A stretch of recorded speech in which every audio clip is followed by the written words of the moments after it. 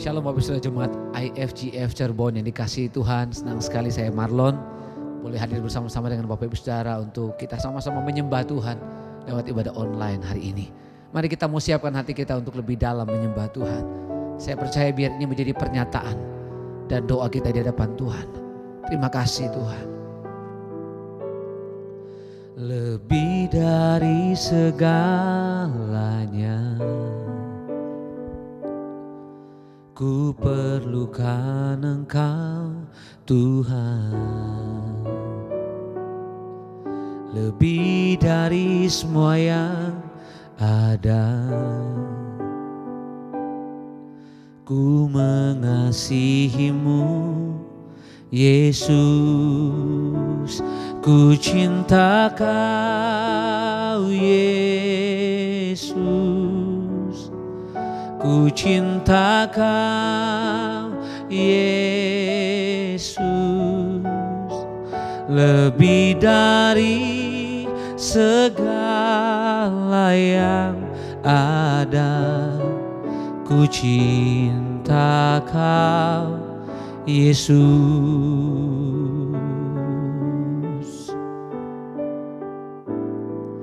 lebih dari segalanya. Ku perlukan Engkau Tuhan, lebih dari semua yang ada. Ku mengasihi-Mu Yesus, ku cinta Kau Yesus, ku cinta Kau Yesus, lebih dari segala yang ada. Ku cinta Kau Yesus, ku cinta Kau Yesus, ku cinta Kau Yesus, lebih dari segala yang ada. Ku cinta Kau Yesus, ku cinta Kau Yesus, ku cinta Kau Yesus, lebih dari segala yang ada. Ku cinta Kau Yesus. Mari Bapak Ibu angkat suaramu, katakan, ku sembah Kau Yesus, ku sembah Kau, ku sembah Kau Yesus. Ku angkat tanganku kepadamu, ku sembah Kau Yesus. Sekali lagi katakan, ku sembah Kau Yesus, ku sembah Kau Yesus. Ku angkat tanganku kepadamu, ku sembah Kau Yesus.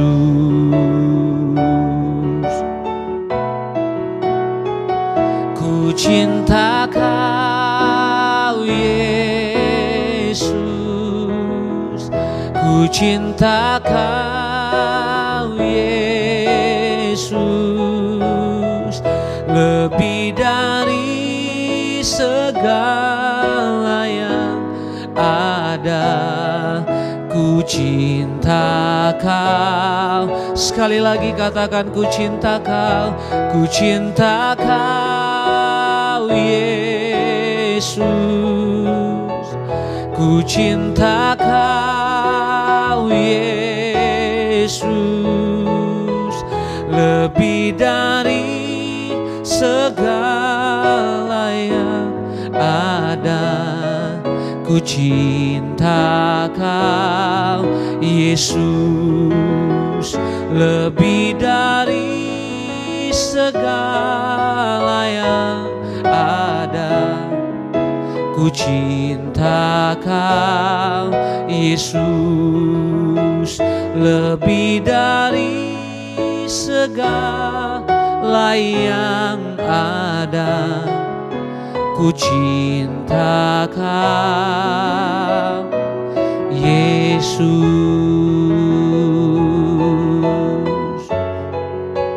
Sebab Engkau Tuhan kekuatan kami. Oh, kami datang menyembah-Mu Tuhan. Dalam segala keadaan kami, dalam segala situasi yang sedang kami hadapi, kami semakin dekat kepadamu. Kami mau lebih dalam lagi menyembah-Mu. Sebab kami mengasihi Engkau Tuhan lebih dari segala yang ada. Hanya Kau Tuhan sumber kekuatan kami. Mari datang mengucap syukur. Mari datang hampiri Tuhan. Sembah Dia. Sebab Engkau yang kami cintai lebih dari segala yang ada. Kami datang menyembah-Mu. Hati kami terbuka, hati kami menyembah-Mu ya Tuhan. Oh, Engkau segalanya di dalam hidup kami. Tiada yang lain. Engkau tempat kami berharap. Engkau tetap Allah dalam hidup kami. Engkau tetap Tuhan apapun yang kami alami. Dalam segala keadaan kami mau tetap berikan hati kami, membuka hati kami. Engkau Tuhan yang bekerja, memulihkan, menyembuhkan kami. Thank you Jesus. Oh, ku buka hati untuk jamahan-Mu, berserah penuh di hadirat-Mu. Kau ambil alih seluruh hidupku. Di altar-Mu menyembah-Mu. Ku buka hati untuk jamahan-Mu, berserah penuh di hadirat-Mu. Kau ambil alih seluruh hidupku. Di altar-Mu menyembah-Mu.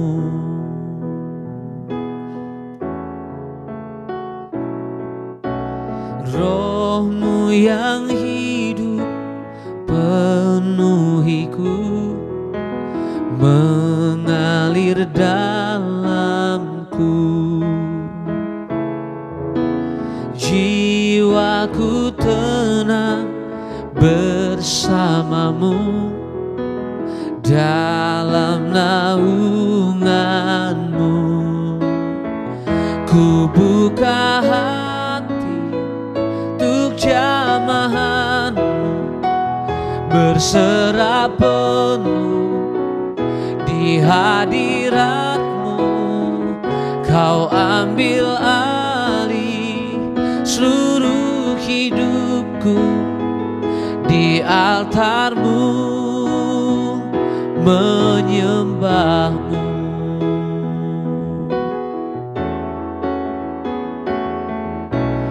Roh-Mu yang kudus pulihkanku, Engkaulah damaiku.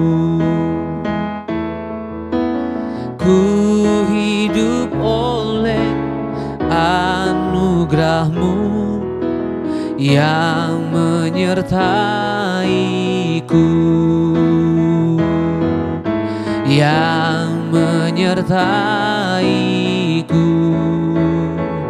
Ku buka hati untuk jamahan-Mu, berserah penuh di hadirat-Mu.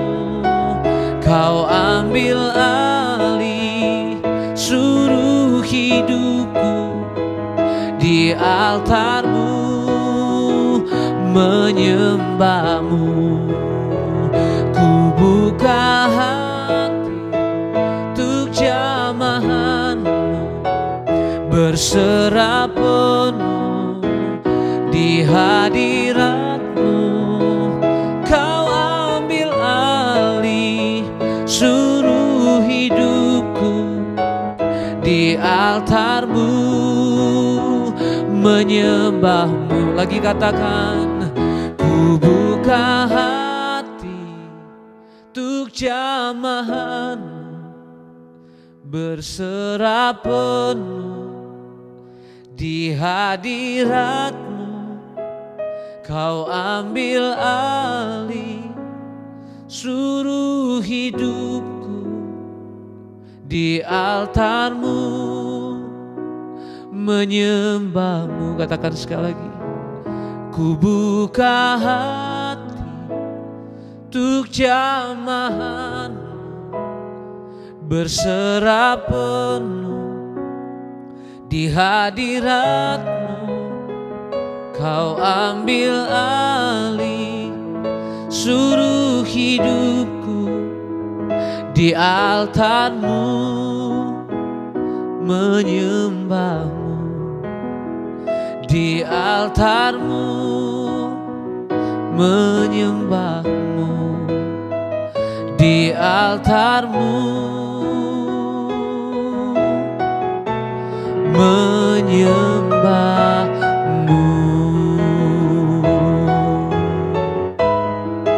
Oh, kami menyembah-Mu. Kami minta Roh-Mu memenuhi kami, Tuhan. Biar kuasa kesembuhan-Mu dinyatakan atas kami. Biar kekuatan kasih-Mu mengalir atas kami, Tuhan. Kami bersyukur.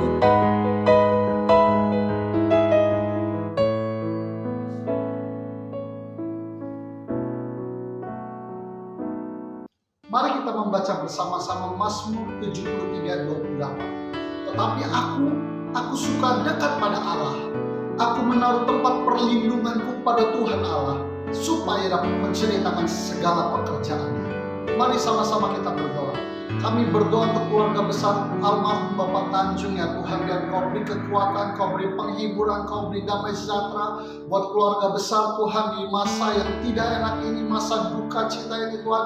Engkau beri pengharapan, Kau beri iman kepada mereka, Engkau memberikan kasih-Mu dari surga kepada mereka di dalam setiap kehidupan mereka, hari-hari yang mereka jalani. Engkau beri kekuatan, Engkau beri penghiburan, Engkau beri pertolongan di masa-masa sukar mereka, ya Tuhan. Kami berdoa Tuhan, hanya doa kami Tuhan yang memberikan pengharapan daripada Engkau sendiri, ya Tuhan. Kami juga berdoa Tuhan untuk peraturan PPKM yang sedang berjalan, biar semuanya berjalan dengan baik di Pulau Jawa Bali ini Tuhan. Biar masyarakat di Pulau Jawa Bali ini boleh sungguh-sungguh Tuhan mentaati, boleh mengikuti peraturan pemerintah pusat yang ada, supaya penyebaran COVID-19 boleh segera berakhir, boleh segera berhenti, boleh segera menurun, ya Tuhan. Kami juga berdoa untuk kesediaan tempat untuk perawatan para pasien COVID, penyediaan plasma darah, obat penawar, dan juga tabung oksigen untuk pasien COVID Tuhan. Biar Tuhan sendiri yang menolong Tuhan setiap rumah sakit,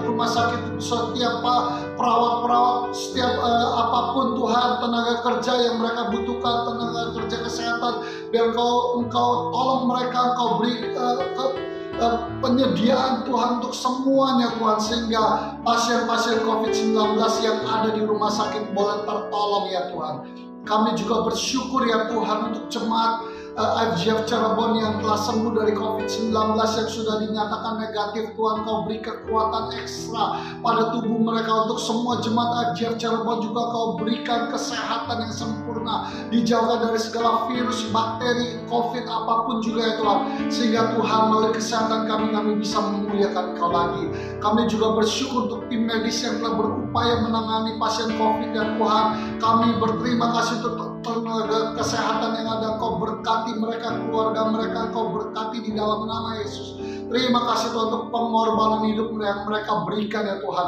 Berikan semangat mereka, berikan kepada mereka Tuhan iman Tuhan, bahwa apapun yang mereka kerjakan Tuhan ganti, Tuhan berikan berkali lipat Tuhan apa yang sudah mereka korbankan, baik secara rohani, secara jiwa maupun jasmani. Kami juga bersyukur kalau pemerintah pusat ya Tuhan boleh mengadakan vaksinasi kepada remaja usia 18 tahun ke bawah, biar Engkau yang membuat Tuhan remaja-remaja Tuhan mereka punya daya tahan tubuh yang kuat terhadap virus COVID-19 ini ya Tuhan.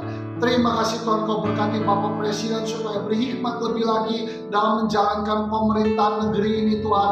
Biar Kau lindungi dia beserta kabinetnya, beri hikmat ya Tuhan, apapun yang mereka kerjakan Tuhan buat berhasil, Tuhan buat beruntung. Terima kasih Tuhan, kami landaskan doa kami, ucapan syukur kami landaskan hanya di dalam nama Tuhan Yesus Kristus. Haleluya. Amin. Saya percaya di tengah-tengah masa pandemik ini, saudara, ada banyak hal yang kita lewati. Ada banyak pergumulan yang kita lewati. Atau mungkin ada Bapak Ibu saudara yang sempat mengalami yang namanya sakit COVID-19. Tapi saya percaya bahwa kita punya Tuhan yang tidak pernah tinggalkan kita. Yang Tuhan mau dalam hidup kita cuman jangan pernah berhenti percaya. Jangan menyerah dengan keadaan apapun yang kita sedang lewati. Kalau saya mau saksikan bagaimana Tuhan menuntun, Tuhan membela, Tuhan menjaga selama pandemik ini saudara. Wow, Tuhan kita dahsyat. Ada satu kata-kata yang sangat menguatkan saya bahwa dia bilang begini Bapak saudara. Kita tidak bisa melakukan apa-apa tanpa Tuhan. Tapi juga sebaliknya Tuhan tidak bisa melakukan apa-apa tanpa kita. Jadi hari-hari ini yang Tuhan mau, sesulit apapun keadaan kita, sesukar apapun persoalan yang kita lewati, atau seberat apapun tantangan, sakit penyakit yang kita alami, satu pesan dari pujian ini, jangan pernah berhenti percaya kepada Tuhan. Jangan pernah berhenti untuk mempercayai Tuhan. Sebab justru di tengah-tengah kepercayaan kita, di tengah-tengah masalah, ada kekuatan kasih Tuhan yang turun, mengalir, memulihkan hidup kita. Mari datang pada Tuhan. Ini nyata pernyataan kami di hadapan-Mu. Tak sekalipun melupakanku, Kau menuntun langkahku. Ku tak pernah sendiri, Kau tak tinggalkanku. Tak sekalipun melupakanku, Kau menuntun langkahku. Ku tak pernah sendiri, Kau tak tinggalkanku. Ku tak akan pernah menyerah sampai ku lihat Kau bekerja. Ku percaya mujizat kan nyata. Ku takkan berhenti percaya.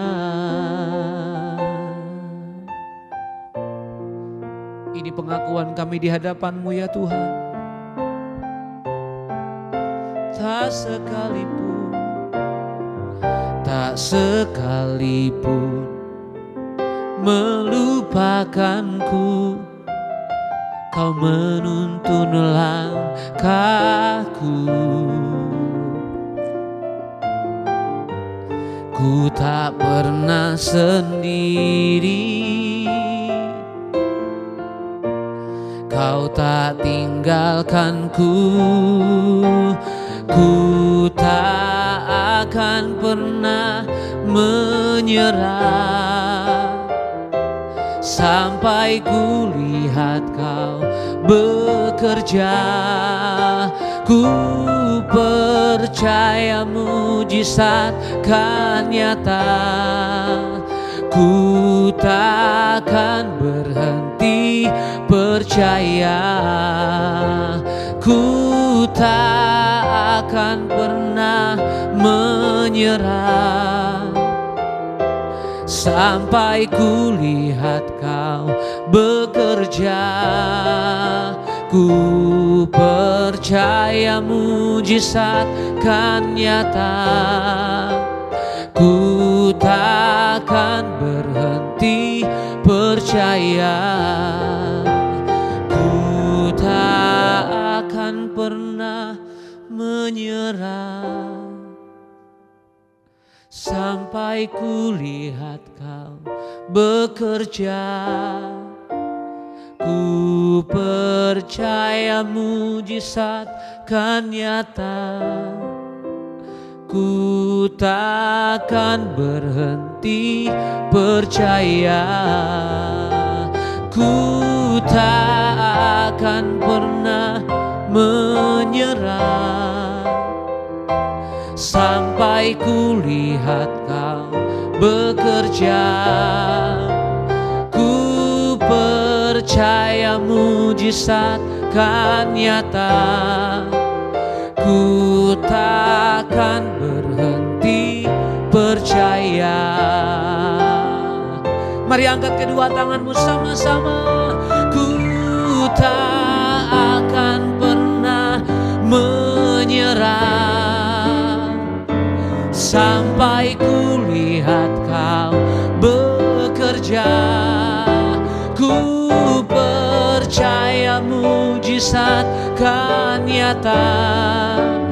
Ku takkan berhenti percaya. Ku tak akan pernah menyerah sampai ku lihat Kau bekerja. Ku percaya mujizat kan nyata. Ku takkan berhenti percaya. Ku takkan berhenti percaya. Ku takkan berhenti percaya.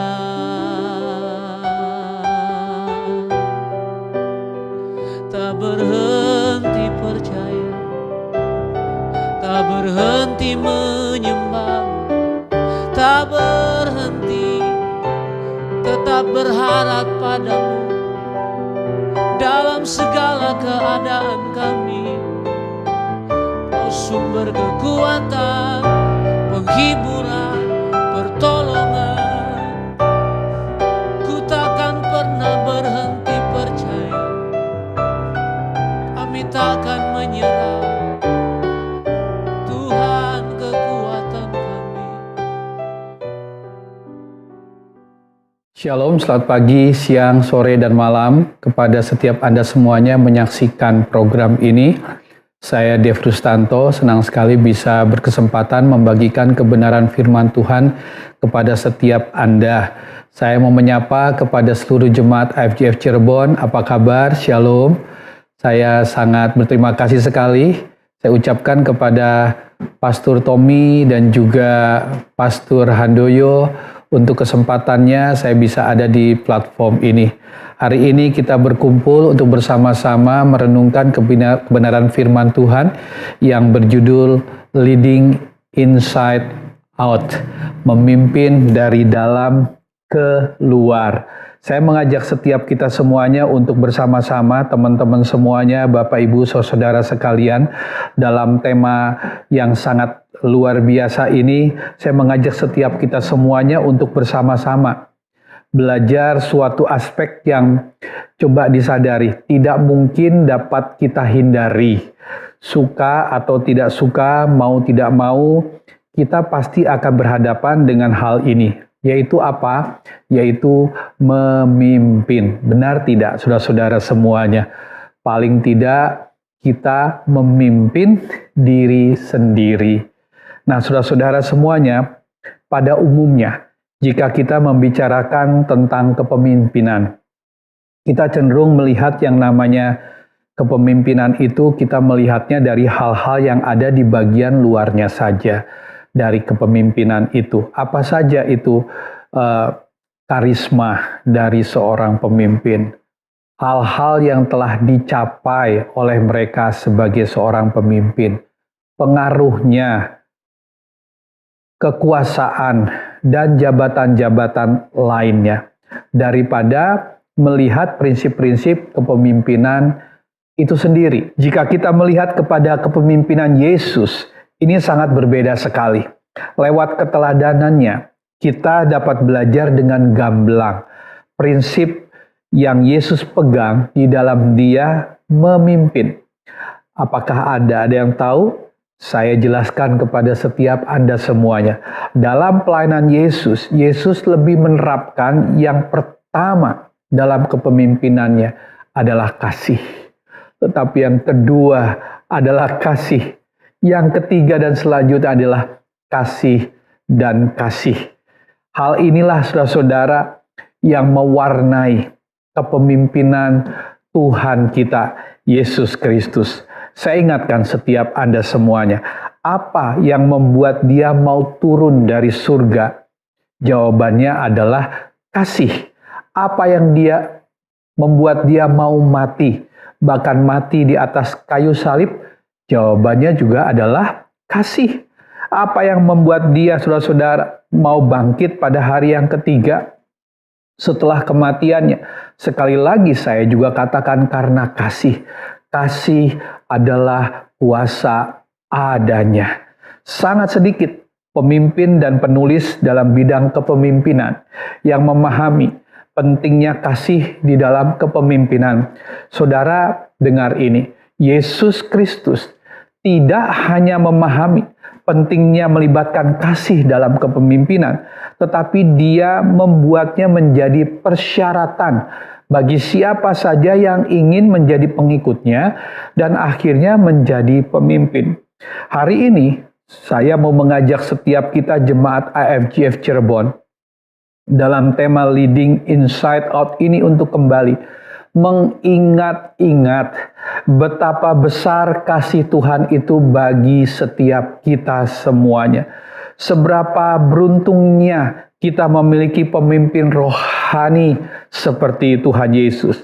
Dan doa saya mulai hari ini lewat perenungan kita akan ada cara yang berubah di dalam kita memimpin. Ada pemahaman yang berbeda dari cara kita memimpin. Ada pengertian yang diperbaharui dari cara kita memimpin. Dimulai dari memimpin diri sendiri tentunya, lalu keluarga kita, dan memimpin orang-orang yang ada di dalam kepemimpinan kita. Apa yang mau kita lakukan pada hari ini secara khusus dalam perenungan kita? Mari kita kembali kepada kasih yang mula-mula. Mari kita ingat-ingat kembali tentang kasih-Nya. Mengingat-ingat kasih-Nya Tuhan itu sangatlah penting. Saudara, kalau seandainya kita kembali saudara menyadari sebagai bangsa Indonesia, ada begitu banyak hari-hari yang kita jadikan sebagai hari nasional. Pemerintah kita menjadikan sebagai tanggal merah. hari di mana kita memperingati hari-hari yang penting dari kisah-kisah kejadian-kejadian sejarah yang sudah dilewati. 28 Oktober kita memperingati apa? Hari Sumpah Pemuda. 17 Agustus, wah kita pastinya tahu, sudah memperingati kemerdekaan Indonesia. 10 November, ada yang ingat saudara, kita memperingati jasa para pahlawan kita. Bahkan kalau dulu waktu kita di sekolah, saudara-saudara selalu ada satu momen di mana kita mendengar instruksi ini, mengheningkan cipta dimulai. Apa yang kita renungkan di sana? Jasa para pahlawan kita. Demikian juga saudara, waktu kita kembali ya dalam kehidupan pengenalan kita kepada Tuhan, merenungkan, mendalami, memaknai tentang kasih Tuhan itu adalah sesuatu yang sangat penting di dalam kita memimpin. Apa hubungannya dari keduanya itu, saudara-saudara semuanya? Nah, mari kita bersama-sama membaca satu kisah di Alkitab dari Lukas 23. Saya mau ajak Anda membacanya mulai dari ayat 39, nanti kita menyoroti lebih dalam di ayat yang ke-43. Tapi supaya kita bisa sedikit lebih jelas, saya bacakan mulai dari ayat yang ke-39. Demikian firman Tuhan. Seorang dari penjahat yang digantung itu menghujat dia. Katanya, bukankah engkau adalah Kristus? Selamatkanlah dirimu dan kami. Tetapi yang seorang menegur dia, katanya, tidakkah engkau takut? Juga tidak kepada Allah, sedang engkau menerima hukuman yang sama. Kita memang selayaknya dihukum, sebab kita menerima balasan yang setimpal dengan perbuatan kita. Tetapi orang ini tidak berbuat sesuatu yang salah. Perhatikan ini saudara. Lalu ia berkata, Yesus, ingatlah akan aku apabila engkau datang sebagai raja. Nah saudara, lebih simak lagi ya, di ayat 43 dikatakan, kata Yesus kepadanya, aku berkata kepadamu, sesungguhnya hari ini juga engkau akan ada bersama-sama dengan aku di dalam Firdaus. Saudara perhatikan 3 kata penting ini. Dikatakan hari ini. Yang kedua, engkau ada. Yang ketiga, bersama-sama dengan aku. Saya ulangi, hari ini. Engkau akan. Yang ketiga, bersama-sama dengan aku. Saudara, ini satu kisah di mana waktu Tuhan Yesus dalam waktu-waktu terakhir dia mau menyerahkan nyawa kepada Bapaknya. Maaf saya menggunakan kata-kata ini, di tengah-tengah dia demikian menderita alias sekarat ya. Maaf nih saudara-saudara, saya pengen menggambarkan suatu keadaan di mana waktu itu Yesus benar-benar berada dalam situasi yang tidak mudah. Penuh kesakitan, penderitaan, saudara-saudara, tergantung tubuhnya di atas kayu salib. Diceritakan ada 2 di sisi kiri dan kanan, 2 penjahat. Mereka juga disalibkan. Tetapi saudara-saudara yang satu berkata dengan nyinyirnya, mana katanya engkau juru selamat, tetapi engkau tergantung di atas kayu salib. Tidakkah engkau dapat menyelamatkan dirimu? Kurang lebih seperti itu kata-katanya. Tetapi yang di sebelah Tuhan Yesus sisi lainnya, saudara, dia berkata, jangan berkata seperti itu. Kita pantas disalib karena kita melakukan kejahatan. Tapi kita tidak pernah mengenal Yesus ini di dalam catatan gitu ya. Kejahatan dalam pergaulan mereka, saudara-saudara, mereka tidak mengenal siapa Yesus ini siapa. Nggak pernah dengar pembunuh Yesus, koruptor Yesus, saudara-saudara, penjahat Yesus, perampok Yesus. Tetapi Yesus disiksa, disalibkan, bahkan lebih saudara-saudara disiksa daripada kedua penjahat itu. Nah, saudara, diceritakan saudara dari kedua penjahat ini yang saya sebut sebagai penyamun yang baik lah ya saudara-saudara. Dia menyatakan kepercayaannya akan apa yang dilakukan oleh Yesus. Makanya dia katakan di ayat yang sebelumnya, saudara, Yesus, ingatlah akan aku apabila engkau datang sebagai Raja. Di situ ada kepercayaan, ada iman, saudara-saudara semua, ada keyakinan bahwa Yesus itu, saudara-saudara, melakukan semuanya itu juga bagi keselamatan dirinya. Dan di sini yang saya mau tekankan, saudara, dikatakan, saudara-saudara, pada saat penyamun itu berseru kepada Yesus, Tuhan meresponinya. Dalam terjemahan NLT dikatakan, saudara-saudara, I assure you, today you will be with me in paradise. Diterjemahkan dalam bahasa Indonesia, saya jamin hari ini, today, you will, kata-kata will itu, saudara, dikatakan kamu akan be with me, bersama aku di surga. Saudara, perhatikan, saudara-saudara, yang saya mau sampaikan tentang hal ini, saudara, apa yang disampaikan oleh Yesus, kita paling tidak bisa menyelami betapa dahsyatnya kasih Tuhan dalam bentuk keselamatan yang Tuhan berikan kepada saya dan saudara. Saya mau sampaikan paling tidak ada 3 karakteristik. Yang pertama dikatakan, saudara, keselamatan itu adalah instan. Keselamatan itu kita bisa terima secara kilat. Detik kita mengakui Yesus, engkau adalah Tuhan, saat itu juga, saudara-saudara, kita akan mengalami keselamatan yang daripada Tuhan. Mungkin Anda bertanya atau berpikir, enak banget ya jadi penjahat itu. Sepanjang hidupnya melakukan kejahatan, di penghujung hidupnya dia mengakui kesalahannya, diampuni, bahkan diselamatkan. Keselamatan model apa tuh? Kok kayaknya demikian murahan? Mungkin Anda berpikir seperti itu. Jikalau Anda berpikir demikian, saya mau katakan Anda totally wrong, 100%. Apa yang saya mau bilang, saudara? Mengapa keselamatan itu tersedia bagi setiap kita semuanya, saudara-saudara? Saya mau bilang, saudara, karena keselamatan yang daripada Tuhan itu sudah Tuhan bayar lunas bagi setiap kehidupan kita semuanya. Bahkan sebelum kita percaya kepada Tuhan, Dia sudah mati bagi setiap dosa saya dan saudara. Jelas dikatakan 1 Korintus, saudara, pasal 6 ayat 19 dan 20. Tidak tahukah kamu bahwa tubuhmu adalah bait Roh Kudus yang diam di dalam kamu, Roh Kudus yang kamu peroleh dari Allah, dan bahwa kamu bukan milik kamu sendiri, sebab kamu telah dibeli dan harganya telah lunas dibayar. Karena itu muliakanlah Allah dengan tubuhmu. Tadi saya sudah bilang, sebelum kita percaya kepada Yesus, Yesus sudah buktikan Dia mengasihi kita lewat kematiannya di atas kayu salib, saudara-saudara. Saya mau katakan ya, meskipun di Cirebon hanya ada Anda sendiri, atau Anda yang menyaksikan video ini di dunia ini hanya ada Anda sendiri, saya yakin Tuhan kita Yesus Kristus tetap mau datang ke dunia ini, mati buat saudara. Tahukah saudara, bedanya kita manusia dengan malaikat?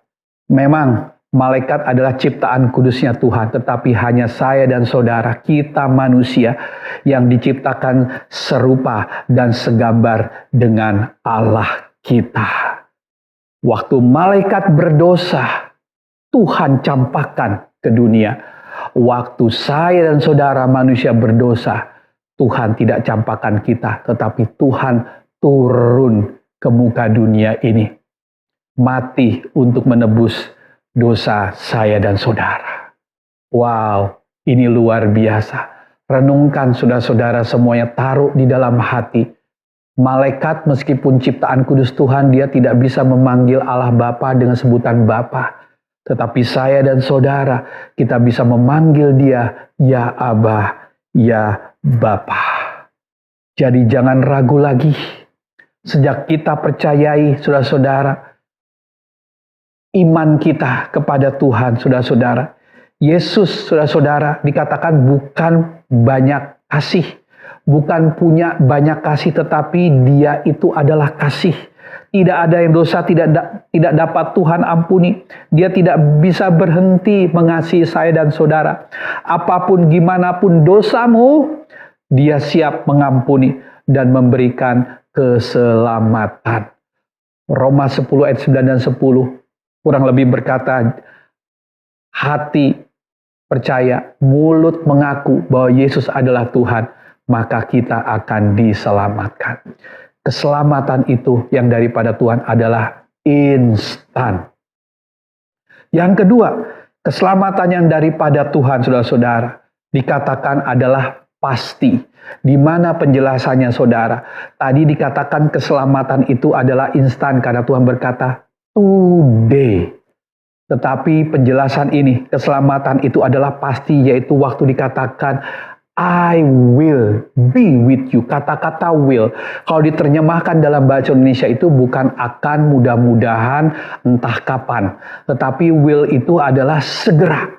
Yes, right now. Detik ini, kalau seandainya ada seseorang berkata, give me my regard to your wife, to your friend, to your parent, kita biasanya berkata apa? Yes, I will. I will itu adalah segera saya sampaikan salamnya kepada bla bla bla bla bla. Nah, saudara-saudara semuanya, kalau ada hal yang paling tragis terjadi dalam hidup kita, dunia ini saudara-saudara tengah digoncang dengan COVID dan COVID dan COVID. Begitu banyak orang ketakutan, saudara-saudara semuanya dengan semuanya ini. Ya, nanti kita sebentar berdoa bagi siapapun Anda yang sakit ya saudara-saudara. Tetapi kalau ada hal yang paling tragis terjadi dalam hidup kita bukan karena sakit COVID. Atau karena sakit apapun. Bukan karena kebangkrutan. Bukan karena dikhianati. Bukan karena apapun saudara. Tapi hal yang paling tragis terjadi dalam hidup kita adalah waktu kita, saya dan saudara terpisah oleh hadiratnya Tuhan. Apakah yang dapat membedakan kami, kata Musa, dengan bangsa lain selain engkau yang beserta dengan kami? Saudara-saudara semuanya, coba direnungkan apa yang saya lagi sampaikan ini. Ingatkah saudara waktu menit-menit, waktu-waktu terakhir Tuhan akan menyerahkan nyawanya kepada Bapaknya? Ada satu teriakan histeris dari Tuhan kita. Dia berteriak, Eloi, Eloi, lama sabachthani. Artinya apa? Ya Bapa, mengapa engkau meninggalkan aku? Saudara, ada satu ketakutan. Masa Yesus takut? Yes, sebagai manusia, ingat Yesus itu 100% manusia loh. Mengapa dia takut? Karena dia ditinggal Bapaknya. Maksudnya gimana ditinggal oleh Bapaknya? Perhatikan saudara. Waktu Yesus saudara menengadahkan ke langit. Detik itu. Dia tidak melihat wajah Bapaknya. Bapaknya tengah memalingkan wajahnya dari anak yang dikasihinya. Karena saat itu Yesus tengah ditimpakan segala dosa umat manusia yang tidak pernah sekalipun dia lakukan. Yesus yang suci dan kudus menjadi berdosa karena salahnya dan dosa saya dan saudara. Dan Allah kita, Allah Bapa yang Maha Kudus tidak dapat memungkiri kemahakudusannya. Jadi saudara, ada situasi yang terpisah karena dosa. Dan itu tidak pernah dialami barang sedetik pun oleh Yesus. Selama dia ada di dunia, dia mengalami cercaan, siksaan, saudara-saudara. Disalib, dia setiap kali melihat ke langit, selalu melihat wajah Bapaknya tersenyum atasnya. Itu menjadi kekuatan. Tetapi hari itu, saudara-saudara, dia tidak mengalaminya. Nah, saudara-saudara, ini yang saya mau sampaikan kepada setiap kita semuanya. Cerita belum selesai sampai di sana. Setelah Yesus mati, tetapi dia bangkit. Artinya saudara, kuasa maut dipatahkan, dikalahkan. Hubungan yang terpisah antara manusia dan Tuhan yang tidak mungkin dapat terseberangi atau terkonek kembali menjadi mungkin dan pasti waktu kita percaya kepada Yesus. Penyamun itu, penjahat itu, saudara-saudara, mengalami keselamatan yang pasti dari Tuhan. Makanya dikatakan, you will be with me in paradise. Sejak penyamun itu mengaku bahwa Yesus adalah Tuhan dalam kehidupannya. Wow, Sampai di sini sekali lagi tantangannya bagi setiap Anda semuanya. Sudahkah Anda menerima Tuhan Yesus sebagai Tuhan Juru Selamatmu secara pribadi? Karena yang ketiga, yang pertama tadi dikatakan keselamatan itu adalah instan. Yang kedua, keselamatan itu adalah pasti. Tetapi yang ketiga, saudara-saudara, dikatakan, you will be with me. Kata-kata be with me, saudara perhatikan. Engkau akan bersama dengan aku, kata Yesus kepada penjahat itu. Kebersamaan Tuhan dengan penjahat itu bukan nanti waktu di surga, tetapi waktu masih ada di bumi juga. Apa yang saya mau bilang, saudara? Inilah yang namanya, saudara, keselamatan itu adalah hubungan pribadi. Saya ulangi, keselamatan itu pasti. Keselamatan itu, saudara, instan. Ini yang selanjutnya. Keselamatan itu adalah bicara tentang hubungan pribadi dengan Tuhan. Bapak, Ibu, saudara-saudara semua, inilah yang membedakan antara kekristenan dengan agama. Agama itu adalah caranya saya dan saudara untuk mencapai Allah. Lewat apa? Rajin ibadah, rajin berdoa, saudara-saudara, melayani Tuhan, rajin memberi, apapun saja boleh ditambahkan, saudara-saudara. Itu adalah cara saya dan saudara untuk mencapai Allah. Tetapi kekristenan berbeda 180 derajat. Agama adalah cara kita mencapai Allah, tetapi kalau kekristenan adalah caranya Tuhan untuk mencapai saya dan saudara. Lagi-lagi saya katakan lewat apa? Lewat kematiannya Yesus di atas kayu salib.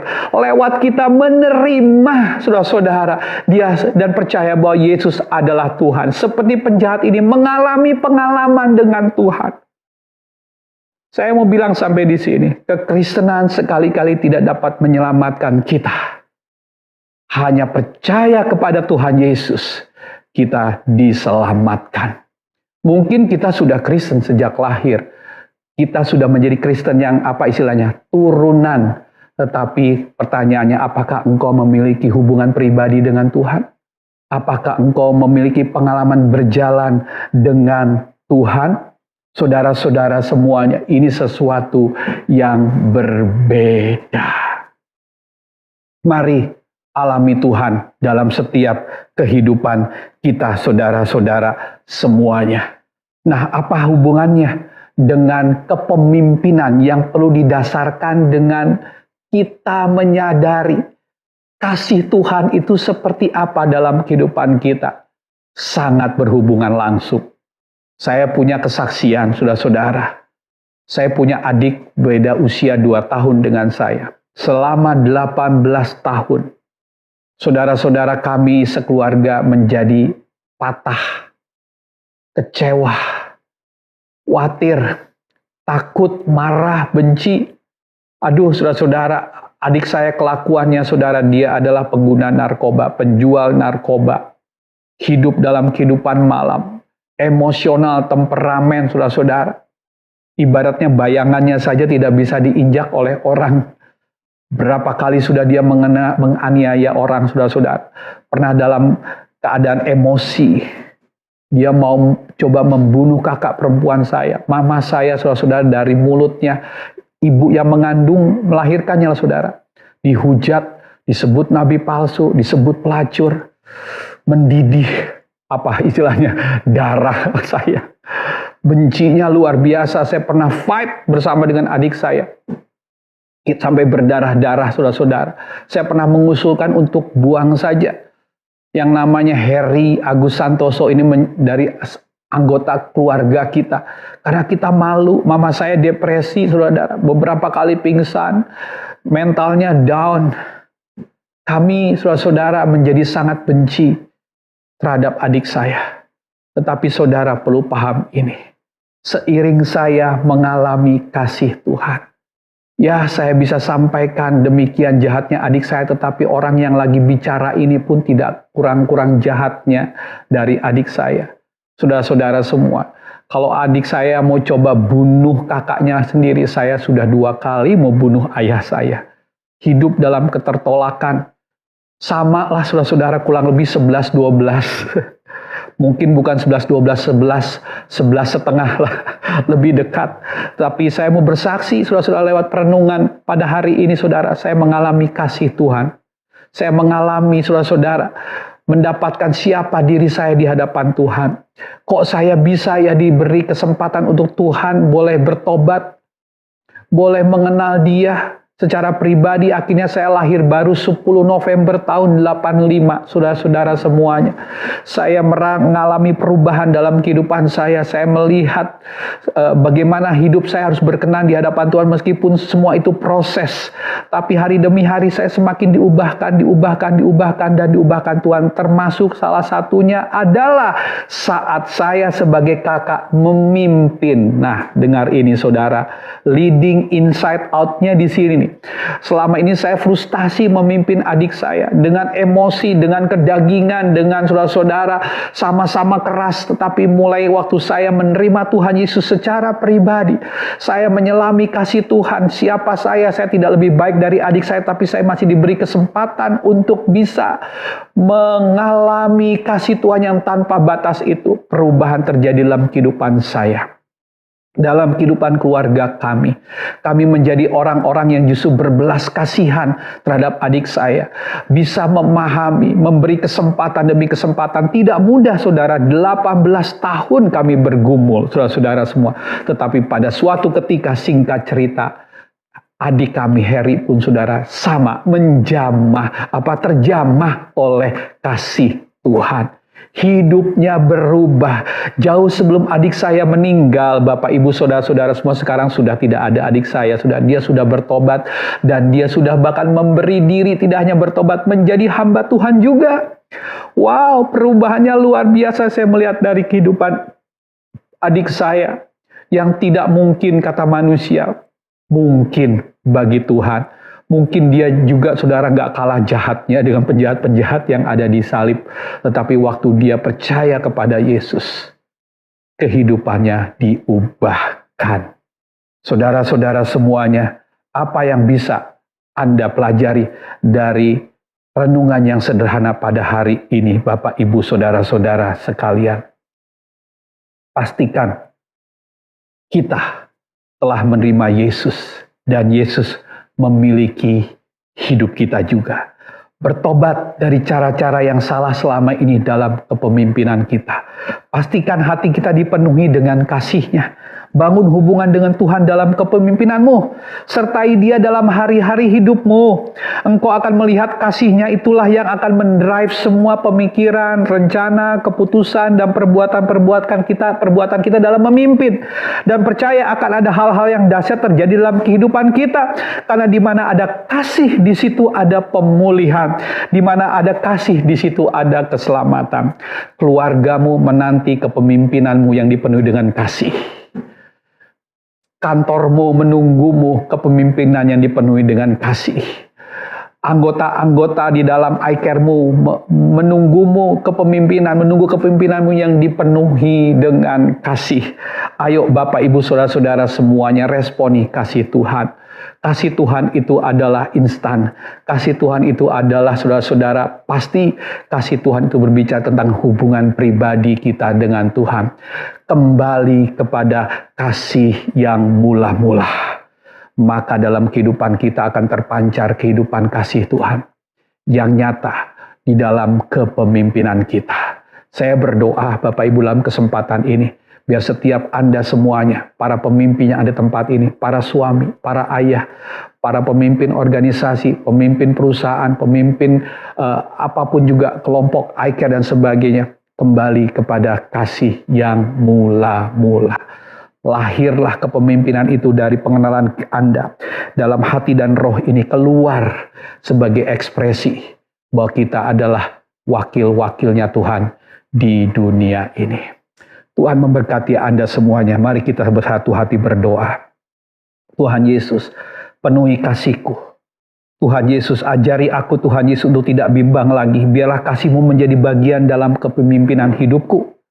Biarlah orang melihat ada kasih-Mu di dalamku. Berikan hikmat dan roh-Mu yang baru mulai hari ini. Ampuni aku kalau menjadi batu sandungan bagi banyak orang. Bagi keluargaku, bagi gereja, bagi orang-orang yang aku pimpin. Tuhan Yesus, yang selama ini aku memimpinnya, Tuhan Yesus, bukan dengan kasih. Saya serahkan orang-orang yang saya pimpin seperti Engkau mengasihi saya. Demikianlah Engkau mengasihi mereka. Ajar saya memimpin mereka juga dengan kasih-Mu. Ada kasih yang meluap-luap di dalamku, mengalir lagi mulai saat ini Tuhan.